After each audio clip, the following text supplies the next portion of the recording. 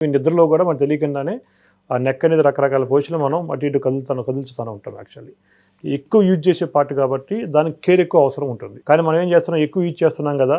కానీ కేర్ తీసుకోవట్ల. కాబట్టి చిన్న ఏజ్‌లోనే ఒకప్పుడు ఈ మెడ నొప్పులు అంటే ఏంటి, పెద్ద వయసు వాళ్ళకొచ్చాయి. అవును. ఇవాళ రోజుల్లో ఏంటి, మనం 13 ఇయర్స్, 14 ఇయర్స్, 20 ఇయర్స్, 25 ఇయర్స్ వాళ్ళకే ఆపరేషన్ దాకా వెళ్ళిన పేషెంట్లు కూడా ఉంటారు. అదే 25 ఇయర్స్‌లో కూడా.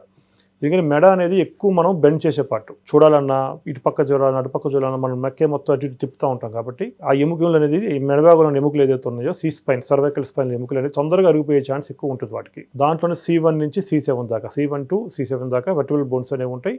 దాంట్లో ఎక్కువ మనం యూజ్ చేసే part C3, C4, C4, C5 and C5, C6. ఈ ఏరియాలో ఎక్కువ ఏమవుతుందంటే తొందరగా ఎముకలు అనేవి అరుగుదల వస్తూ ఉంటుంది. ఎందుకంటే ఎక్కువ యూజ్ చేసే ఏరియా కాబట్టి అది ఎముకలు అరుగుదల తొందరగా వచ్చి ఎముకల మధ్యలో ఉన్నటి మెత్తటి గుజ్జు లాంటి పదార్థం డిస్క్ అంటాం, దాన్ని కొంచెం పక్కకు జరిగి లైట్ బల్జింగ్ లాగా అయ్యి, బల్జింగ్ స్టేజ్లో ఉన్న డిస్క్ మళ్ళీ ఇంకొంత బాగా ముదిరిపోయినప్పుడు పక్కకు జరిగి ప్రొట్రూజన్ లాగా అయ్యి, ప్రొట్రూజన్ స్టేజ్ కూడా దాటిపోయి హెర్నియేషన్ దాకా వెళ్ళిపోతుంది.